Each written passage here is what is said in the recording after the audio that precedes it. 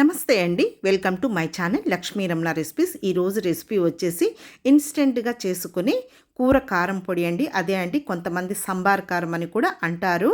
మామూలుగా మనం పులుసు కూరలు కానీ, ముద్ద కూరలు కానీ, తర్వాత వేపుళ్ళు, నాన్ వెజ్ కర్రీస్ కానీ, నాన్ వెజ్ వేపుళ్ళు చేసుకున్నప్పుడు ఈ కూర కారం పొడి ఒక్కటి వేసుకుంటే చాలండి. రుచి అనేది ఇంకా చాలా చాలా అద్భుతంగా ఉంటుంది.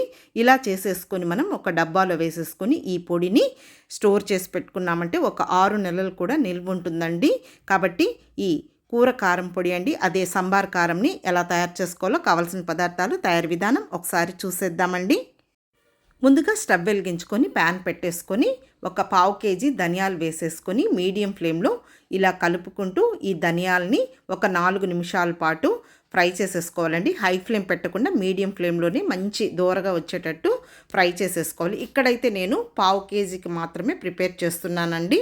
తర్వాత అవి వేగిపోయాయి, తీసి పక్కన పెట్టేశాను. ఇప్పుడు ఇందులో 1 టీ స్పూన్ మెంతులు వేసుకొని ముందుగా ఈ మెంతుల్ని మీడియం ఫ్లేమ్లో ఇలా కలుపుకుంటూ 1 నిమిషం ఫ్రై చేసుకున్న తర్వాత 1 టేబుల్ స్పూన్ జీలకర్ర, అలాగే 1 టీ స్పూన్ ఆవాలు వేసేసుకొని ఈ జీలకర్ర ఆవాలు వేసుకున్న తర్వాత ఇంకొక నిమిషం పాటు ఫ్రై చేసేసుకోవాలండి. మీడియం ఫ్లేమ్లోనే.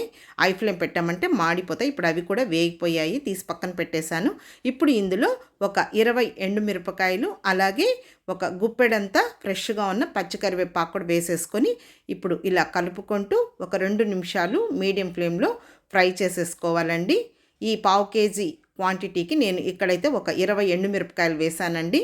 మళ్ళీ కావాలంటే తక్కువ ఉంటే మనం కారం పొడి కూడా వేసుకోవచ్చు. ఇప్పుడు ఇవన్నీ కూడా వేగిపోయాయండి. అన్నీ కలిపి ఈ విధంగా మనం ఒక 5 నిమిషాలు పక్కన పెట్టేసుకోవాలండి. ఇదంతా కూడా పూర్తిగా చల్లారనివ్వాలి. ఇప్పుడు ఇదంతా కూడా పూర్తిగా చల్లారిపోయింది. ఒక మిక్సీ జార్ తీసేసుకొని ముందుగా వేయించి పెట్టుకున్న ఇవన్నీ కూడా మనం వేసేసుకొని మిక్సీ పట్టేసుకోవాలండి. ఇప్పుడు మనం నిలువ చేసుకుంటాం కాబట్టి 1 టీ స్పూన్ రాళ్ళు ఉప్పు వేసాను, అలాగే ఒక పావు టీ స్పూన్ పసుపు పొడి కూడా వేసేసుకొని చూడండి, కంటిన్యూగా కాకుండా మధ్య మధ్యలో నిలుపుకుంటూ ఈ విధంగా మిక్సీ పట్టేసుకోవాలండి. మరీ మెత్తని పౌడర్ లాగా కాకుండా, అలాగని బరుకుగా కాకుండా అదంతా మెదిగిన తర్వాత చివరగా ఇందులో పొట్టు తీయకుండా ఒక 20 వెల్లుల్లి రెబ్బలు వేసేసుకోవాలండి. ఈ వెల్లుల్లి వేసుకుంటే మనకు ఈ కూర కారం పొడి అనేది టేస్ట్ అనేది చాలా బాగుంటుంది. చూడండి, ఇదంతా కూడా ఇప్పుడు రెడీ అయిపోయింది.